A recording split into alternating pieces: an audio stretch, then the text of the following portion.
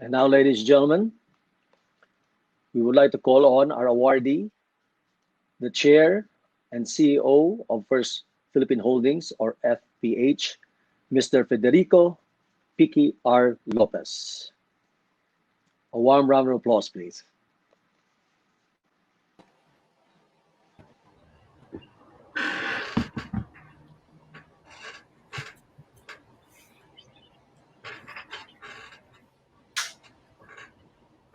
I'm gonna take the plaque, right?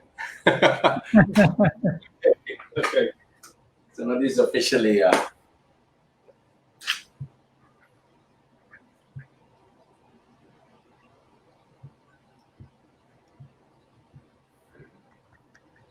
Congratulations, Piki. Thank you. Thank you so much. So I've been asked to ask all of you to look at the camera so that our picture can be taken. Maybe Piki, you can come a bit closer so that you can be seen in the camera.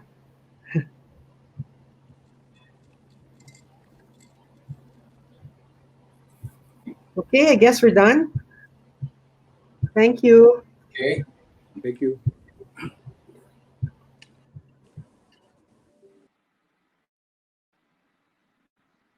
And thank you for that, and congratulations again, Piki.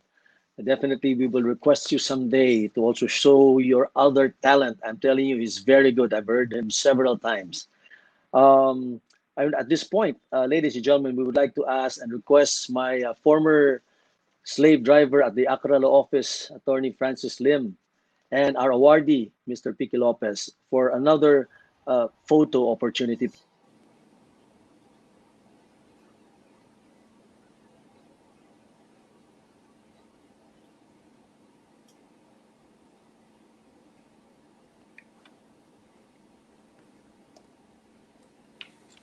Francis.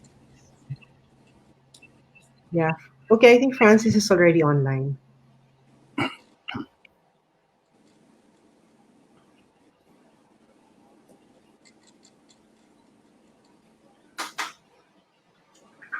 Okay, thank you very much again, gentlemen. Our awardee, Piki, to turn on your camera, your video for a solo shot.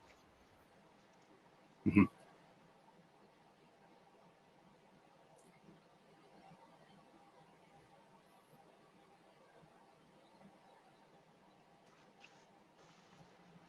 Thank you very much, Piki. Let's give him another rousing, warm applause, please. Thank you. Now, ladies and gentlemen, we would request, and of course, we would all now listen to the acceptance speech of our awardee, Mr. Piki Lopez. Thank you very much, my good friend Mike. One day we'll take that invitation seriously after this pandemic, so that I'm not known as the super spreader. No? But anyway, good afternoon, friends and colleagues in the Management Association of the Philippines. Allow me first to thank the Board of Governors led by President Francis Lim, as well as the members of the Management Man of the Year Search and Judging Committees for this recognition. I'm deeply humbled by the honor and trust that you've given me with this award. I also extend my appreciation to the MAP team for making this first ever virtual awarding ceremony possible. Now, it's significant that you're giving me this award exactly 20 years after MAP confirmed the same on my father, Oscar Lopez. Now, no one has influenced me and what the FPH is today more than him. His values, discipline, love for nature, zest for learning, his passion for social justice, and his zeal for health and wellness. He's a man of few words and rarely ever displays his approval, only his disapproval, and on that we'd get an earful. But he led us powerfully through his simplicity and his example. I'm doubly honored today because he and my mom are here remotely to share this moment with me. Now, let me share with you that the day after the news of your MMY award, my wife Monina, my son Robert, and I was still in disbelief and refusing to celebrate, given it could have been a mistake or a Steve Harvey Miss Universe moment that might still be retracted. Now, you'll find this odd, but despite the warmth I've always experienced from fellow businessmen and the business organizations I belong to, I've always felt like an outsider or outlier in the world of Philippine business. Now, part of this likely stems from a lingering regret I've harbored that I never finished my Harvard MBA. After I prematurely left campus in 1988 and joined my father in the task of rebuilding a near-bankrupt FPH, I thought I'd return to complete my studies after 3 to 4 years in the business world. I never did. This was likely because the situations I encountered at work convinced me that immersion in the real world, in the world of real-life business, was better for my development than interrupting it with another year of school. I never resolved whether I'd done the right thing and spent the last 33 years without the 3 letters MBA embossed on my CV, and wondering whether I just squandered an opportunity not available to many. After today, thanks to MAP, the 3 letters MMY more than makes up for that and resolves this unfinished goal in my mind once and for all. Now, to be honest, although I read a lot and always relish the process of learning new things both in breadth and in depth, formal schooling in my youth never worked well for me. While I was never the unruly kid at the back of my class, my Zen-like calm during dull class lectures belied a mind that was distracted and already racing in many directions toward future life plans and adventures. Of course, all that showed up in unexceptional grades and academic struggles. A diagnosis then might have tagged me with a learning disability. The more enlightened today might instead have correctly identified this as a learning difference. Whatever it was, the world I felt so at home with was the world of water. I grew up a competitive swimmer, and my dearth of academic honors was way compensated for by the profusion of competitive swimming medals and records broken. Water was always my element, which later translated to a love for the sea. I ruefully admit, though, that in my earlier days as a scuba diver, I was also an avid spear fisherman, and we justify this by claiming that we'd spear only what we'd eat. Then one day, while spearfishing off the Verde Island Passage in Batangas, known as the center of marine biodiversity in the world, I was approached at close range by a solitary 14-foot great hammerhead shark, whose curiosity was roused by my spearing activity. Fortunately, I wasn't on this shark's menu and had no bloodied fish to defend against this gigantic predator. So he casually departed after deciding we had nothing exciting to offer. But at the sight of something this magnificent, this powerful, and this beautiful, my steel shaft spear gun didn't only feel like a toothpick pointed at an armored tank, but also that it didn't belong there. I retired the spear gun forever after that dive and exchanged it for an underwater camera instead. My ensuing years with an underwater camera brought me even closer to the sea I had grown up loving, and ultimately brought me face to face with a similar-sized tiger shark in Fiji.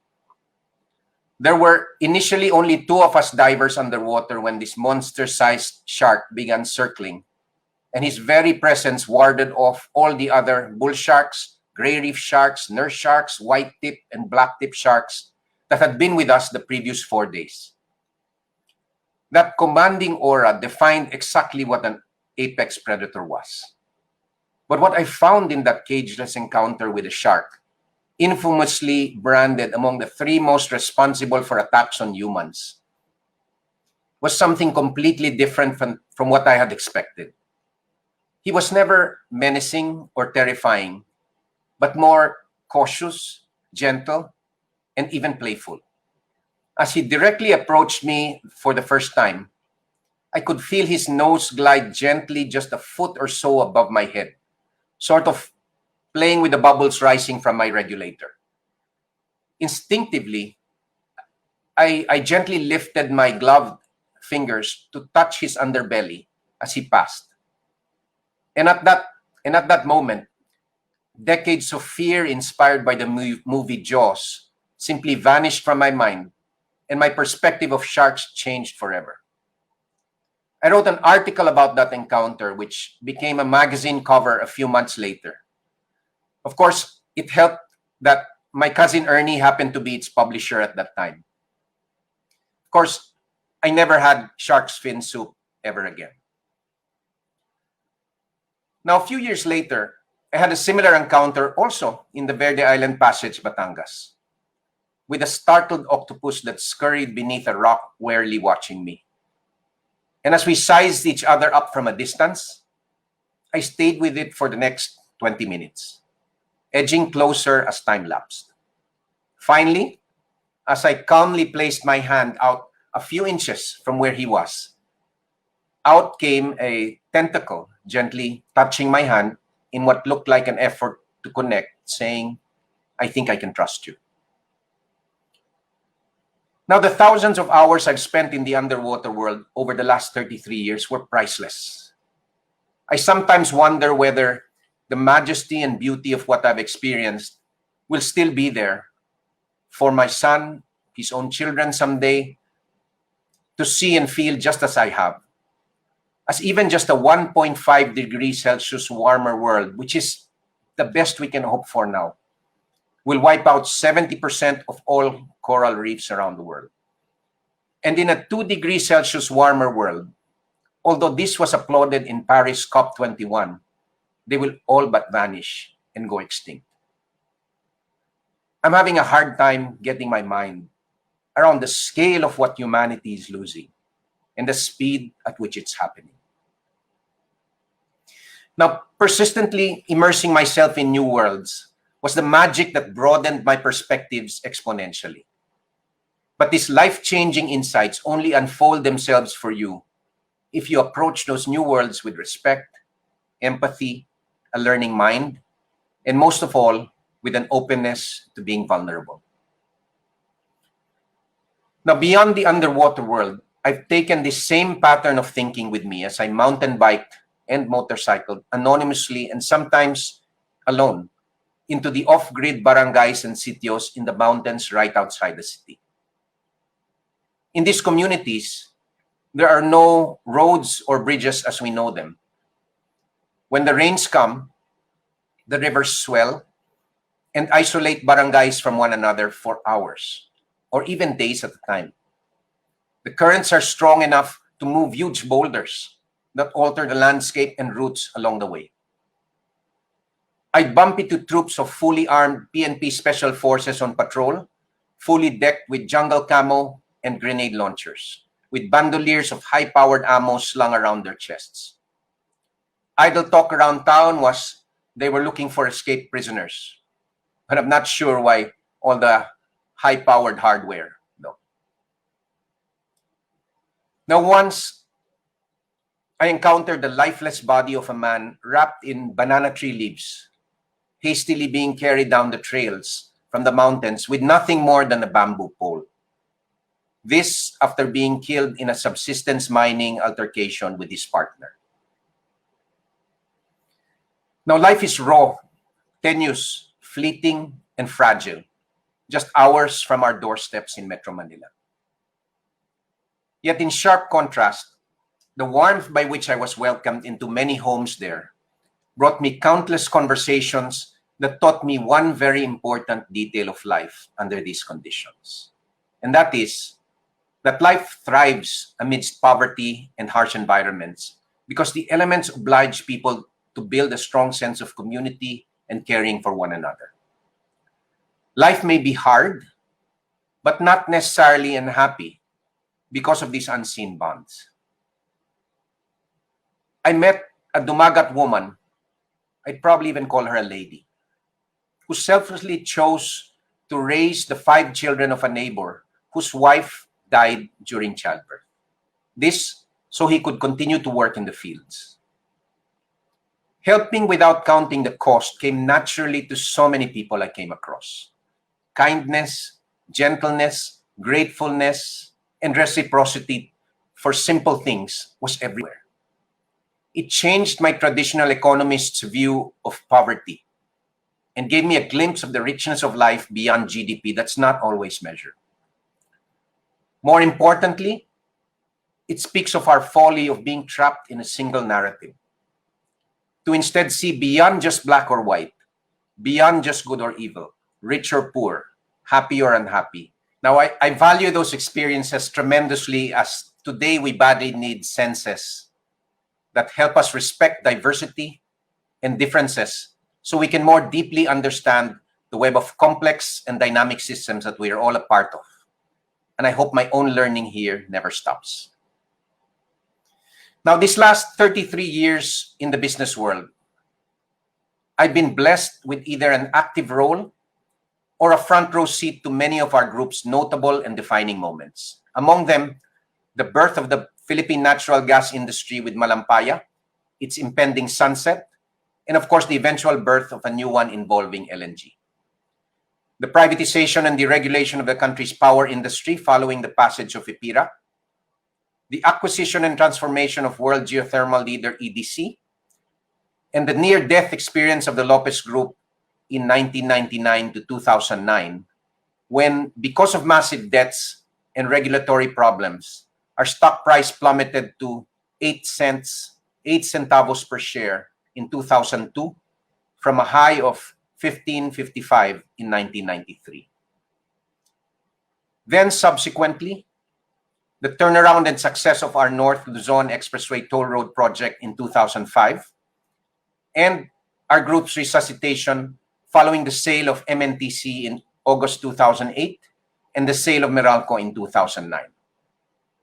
I was already at the helm during the devastation wrought by Typhoon Yolanda and our defining response to this and other subsequent natural disasters.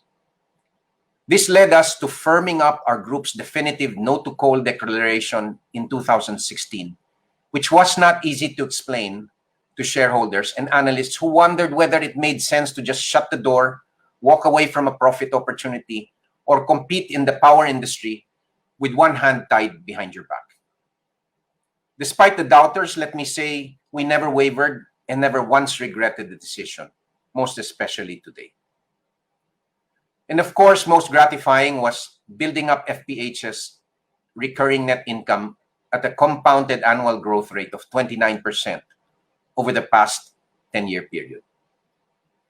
Now, if you can include our family's recent ABS-CBN challenges, simply from my 33-year time frame, you can see why we're drawn to the romantic narrative of the mythical Phoenix, which is also the title of our 2-volume, 200-year history of 7 generations of Lopez's.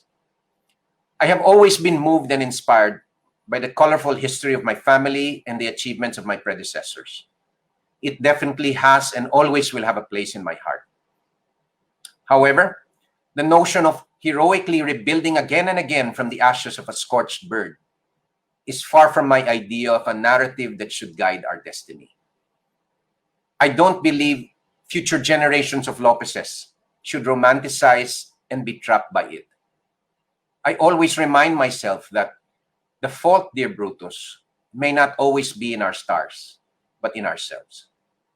Learn, reflect with deep honesty, absorb the lessons wholeheartedly, then move on and proceed, but always wiser.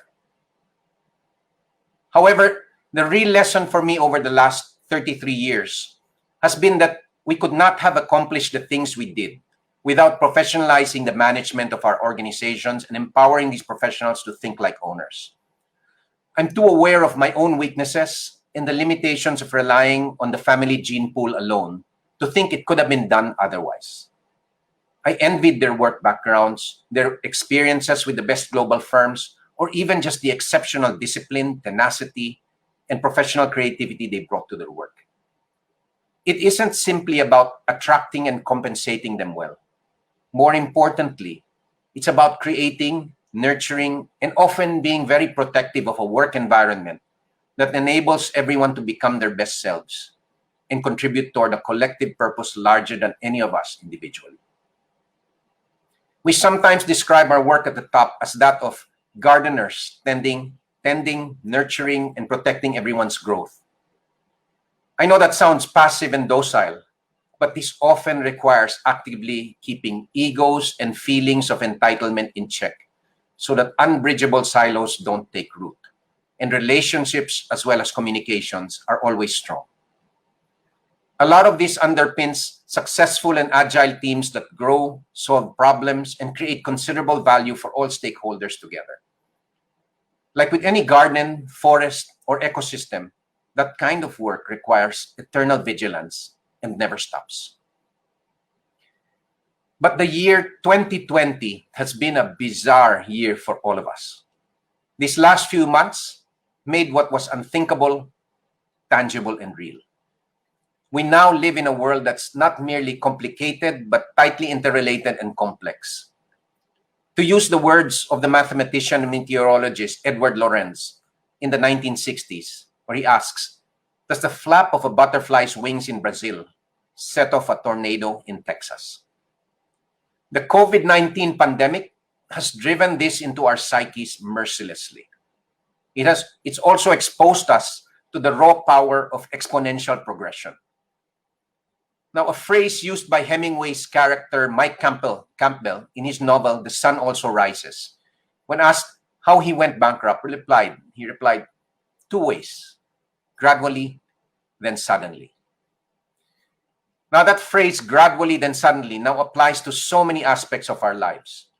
How we go to sleep, how the gradual onset of heart disease leads to heart attack, how technology disrupts, how bankruptcies unfold, how pandemics spread, and pretty soon, how climate change will affect us all, where we're fast approaching the suddenly phase, if we aren't in it already.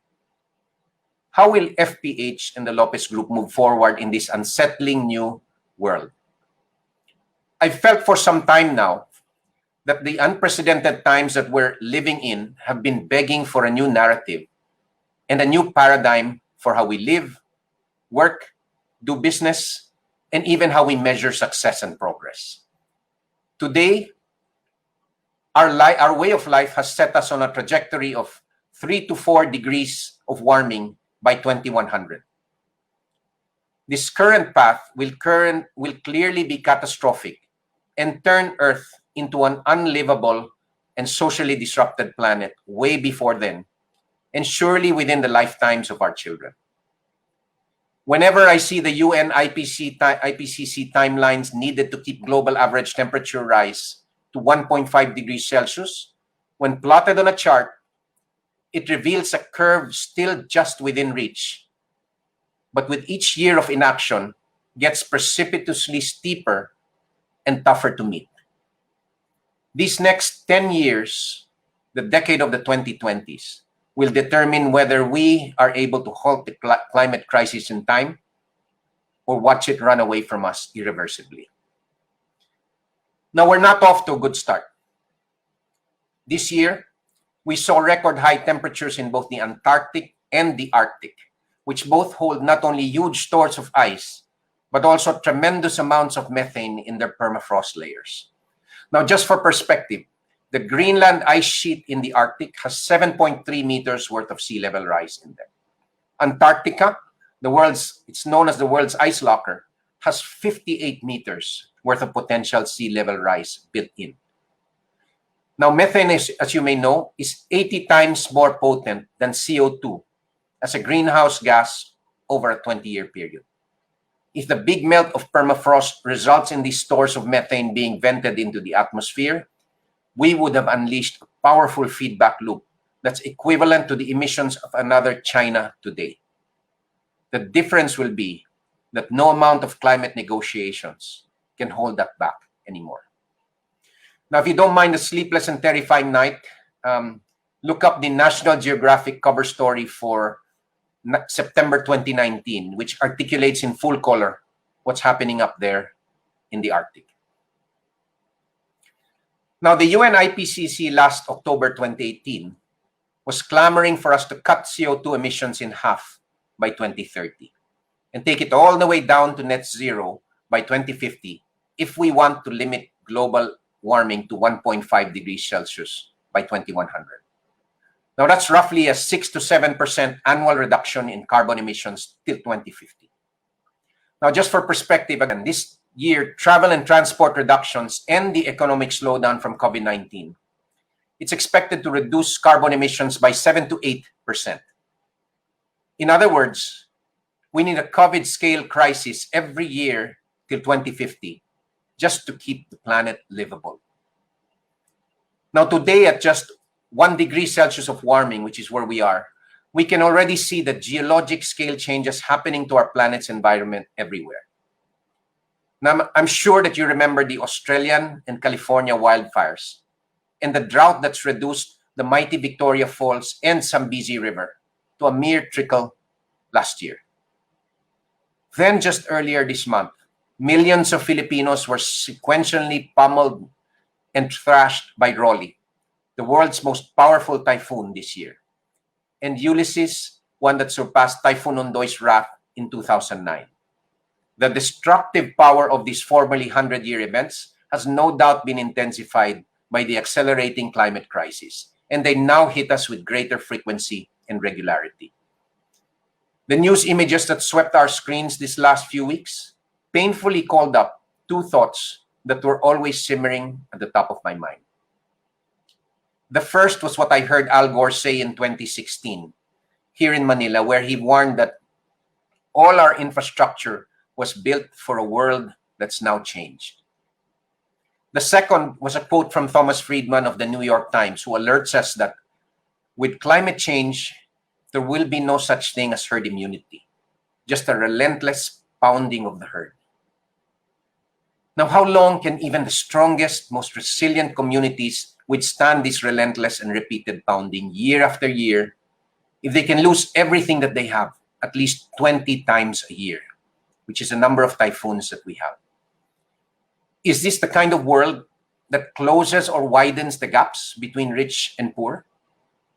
Do we sit around and wait for prayerful resilience of the vulnerable to turn into anger, then solidify into hate? Our way of life and patterns of production and mass consumption now use 1.75 Earths annually. That's 75% more than the Earth can replenish each year. US lifestyles account for 5 Earths yearly, which many others on the planet aspire to attain.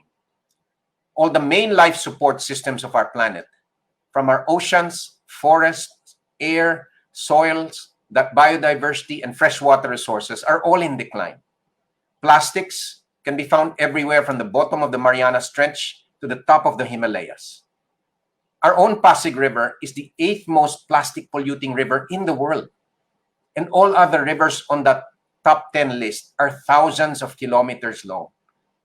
Our Pasig River measures only 27 kilometers. Now, capitalism has brought tremendous and amazing progress, creativity, and innovation. But as it's currently practiced, it has also left too many behind. Even as we breach much of our planet's safe environmental limits, billions of people still do not have decent access to energy, clean drinking water, toilets, food, healthcare, education, housing, income and work, political voice, social and gender equity, or even peace and justice. Our Economics 101 classes taught us the rainbow-shaped Simon Kuznets curve. This was done in the 1930s, which infers that inequality rises but eventually falls as the economy grows.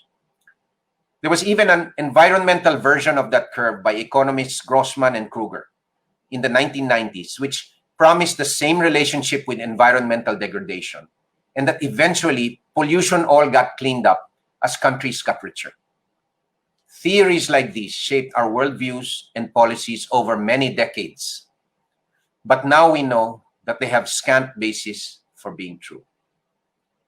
Economics in my time was taught with the inference that GDP can and should grow forever. The environment was belittlingly treated as just an externality that had no limits. So we were trained like pilots who were taught to fly, but never how to land. So ironically, despite finally earning academic honors in my college economics courses at University of Pennsylvania, I feel now like I have to unlearn a lot of it. The populism that's sweeping the world is a symptom of the growing disenchantment with business, politics, and life as usual. In today's world, it's a disenchantment that's moving at exponential warp speed through the power of social media, whether it's weaponized or otherwise. The natural social and political forces being unleashed in the coming decade will likely make it the most challenging and most disruptive business has ever seen. The COVID-19 pandemic is just a mere fire drill for what's coming and demonstrates the scale at which things need to change. We are living in a time that calls for great paradigm shifts, and businesses that seek to thrive in this era must be able to reimagine and redesign themselves for this new world. In this kind of a world, corporate sustainability that seeks to simply tick the box or do less harm is no longer good enough.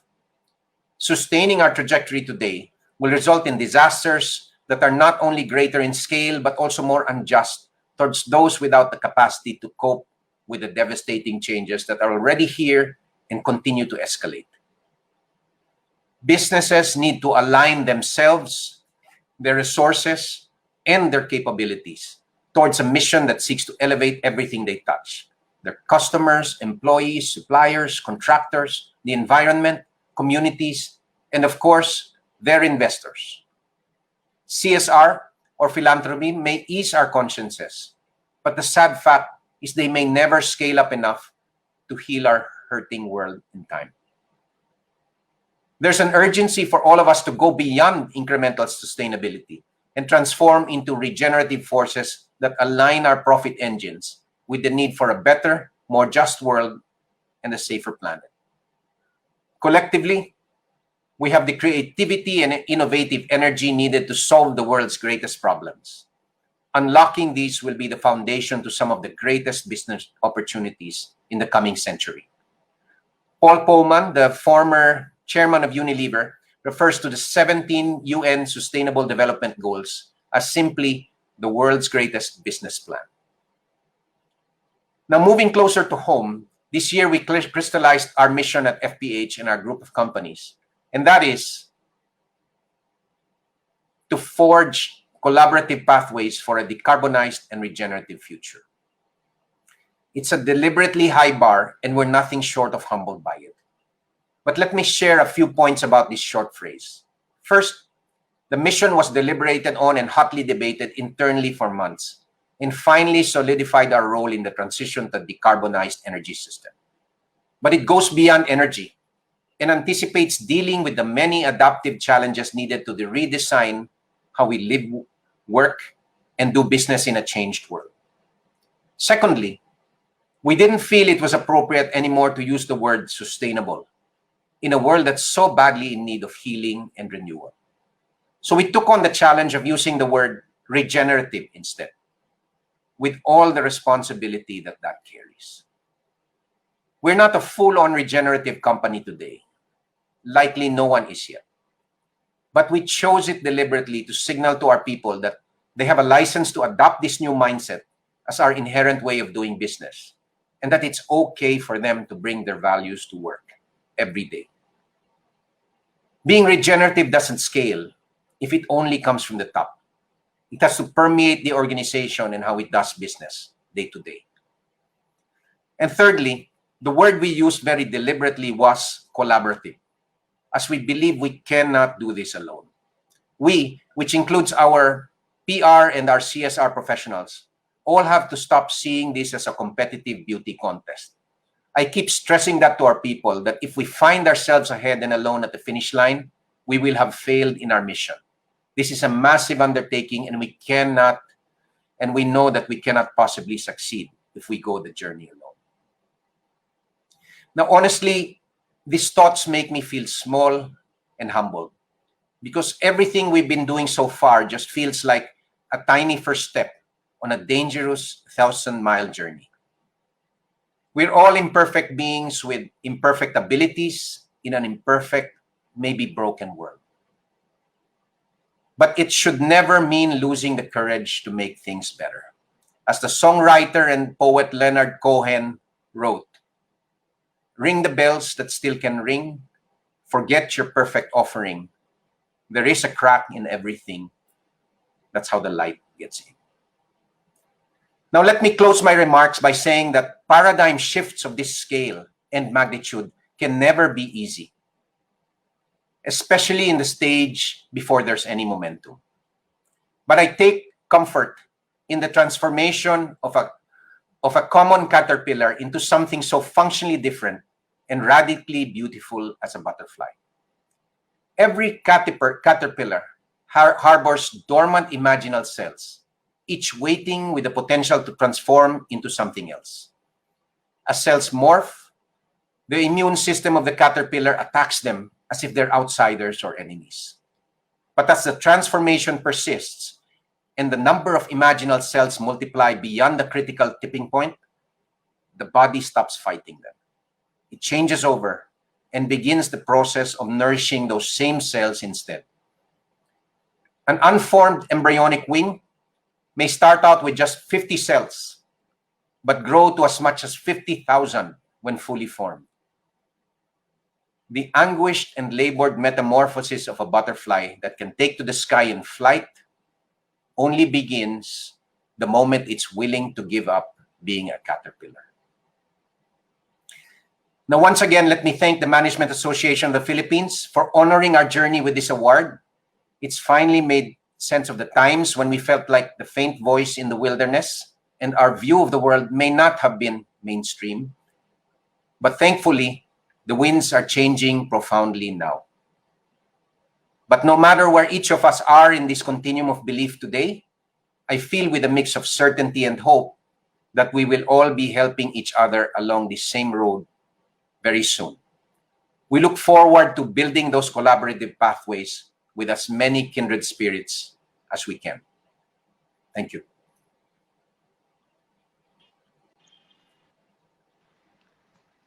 Well, thank you. Thank you so much, Piki, for that very inspiring message.